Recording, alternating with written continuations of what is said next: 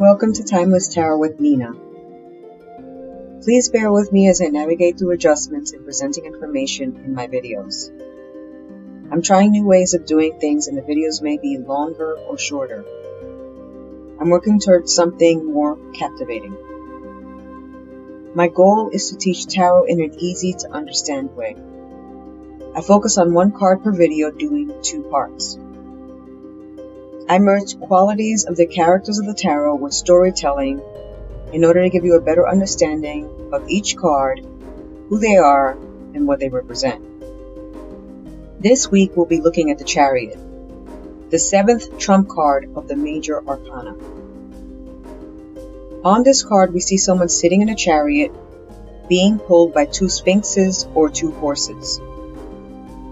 One is black and the other is white.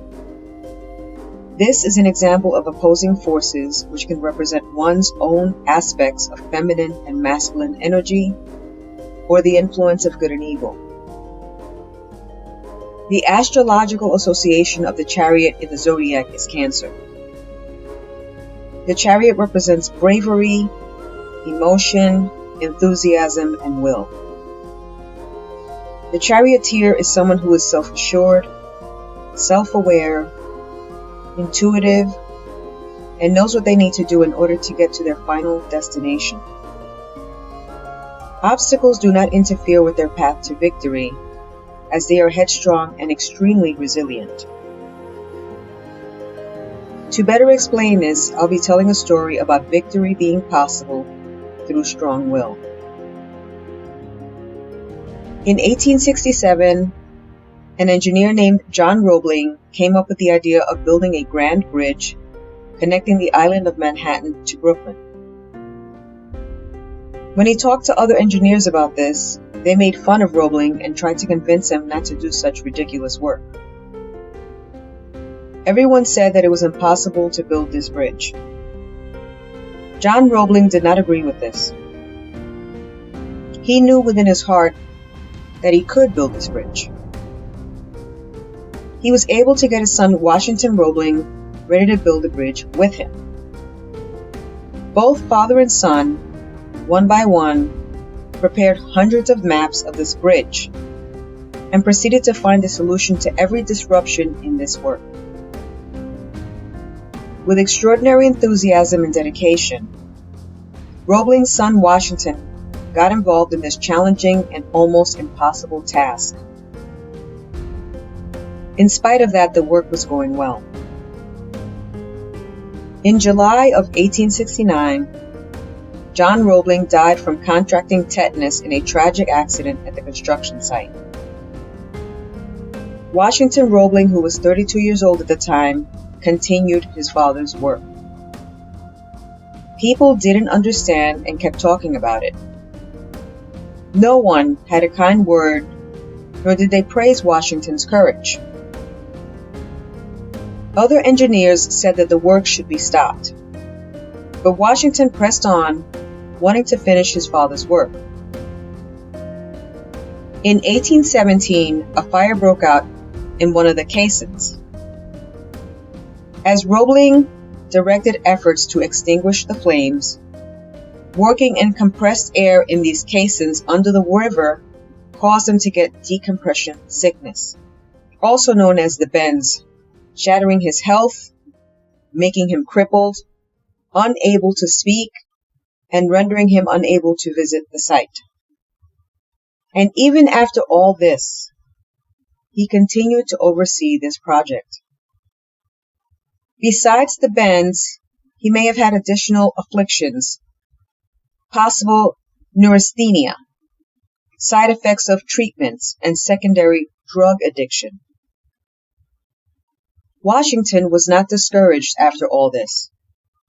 While being crippled, he was able to pursue achieving his father's dream.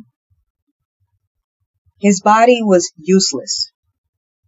However, while lying in his room in the hospital, a thought flashed in his mind. He was able to develop a code of communication with his wife Emily by tapping his fingers on her arm. He would tell his wife what the engineer should do with a twitch of his hand.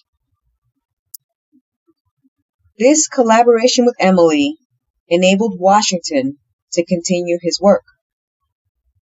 Work resumed for the next 13 years as he continued to give instructions by tapping Emily's arm.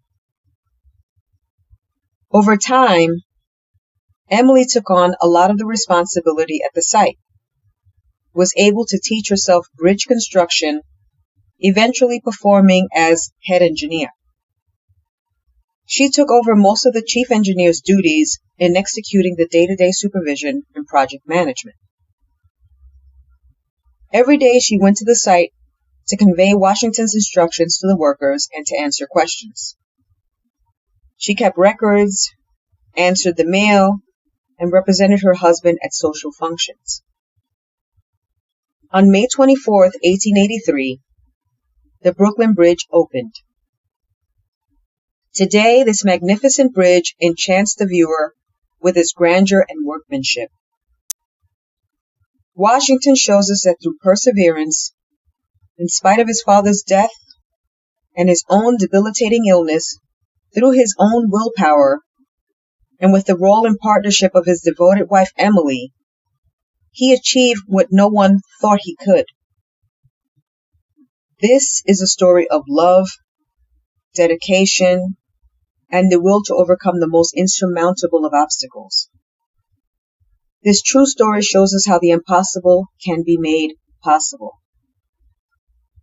That anyone with the will to pursue their dreams with commitment and hard work can overcome anything. The Chariot represents overcoming obstacles through determination, focus, and willpower. It represents ambition and control. It shows us that having composure and confidence leads us to victory. It represents the importance of balance between the heart and mind. The Chariot also represents travel or some kind of vehicle such as a car. It represents success in a sports competition. Going for it is what matters. I am in charge of my own life. My courage is already my victory. This is the Chariot of the Tarot. When in your life have you experienced being a charioteer? Focused, able to overcome enormous difficulties, and yet achieve the greatest victory? Please comment down below what your thoughts are on the Chariot in your own life's experience. Please also let me know if you liked this story. If you enjoyed this video, please like, subscribe, and click the notification bell.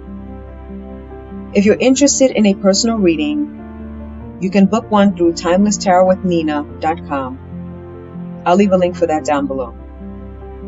Thank you so much for watching.